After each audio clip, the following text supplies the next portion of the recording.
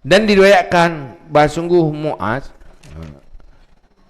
berkata ya Rasulullah, wahai Rasulullah, ayyul a'mal afdal, barang mana amal yang paling afdal?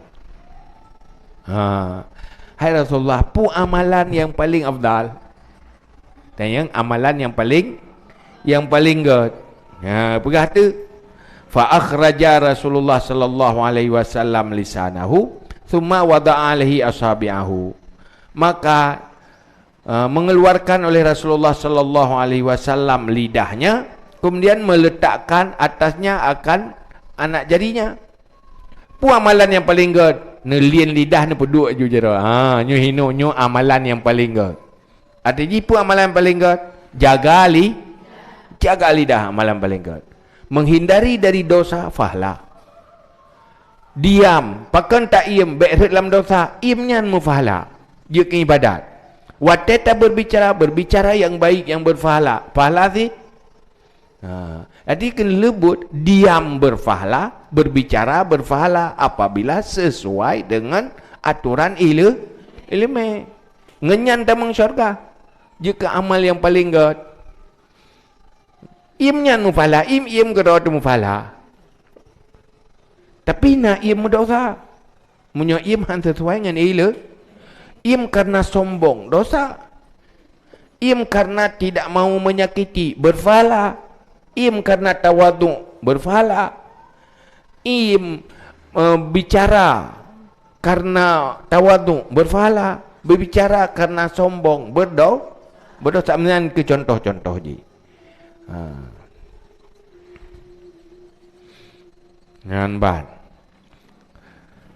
Waqala Anas bin Malik qala sallallahu alaihi wasallam. Berkatalah Anas bin Malik, berkatalah Nabi sallallahu alaihi wasallam, la yastaqimu imanul abdi hatta yastaqima qalbuhu. Tidak istiqamah, luruslah. Istiqamahlah iman hamba sehingga istiqamah hatinya. Wala yastaqimu qalbuhu hatta yastaqimu lisanuhu. Dan tidak istiqamah hatinya sehingga istiqamah lidahnya. Wala yadkhulul jannata rajulun la ya'manu jarahu bawa'iqahu. Dan tidak masuk syurga orang yang tidak aman tetangganya akan keburukannya. Jadi ibu berah Li Anas bin Malik tanya perle imannya tetap istiqamah dalam iman. Untuk istiqamah dalam iman payah istiqamah hati istiqamah dalam iman. Tetapi hatinya han istiqamah, menyo hana istiqamah lidah. Urang haik kontrol lidah, han akan kontrol hati. Urang haik kontrol hati, maka akan han terkontrol, terjaga iman. Rusak. Menyutanya kuat pegahaban kengkenya hati-hati hanagat, akai hanagat, rusak hati.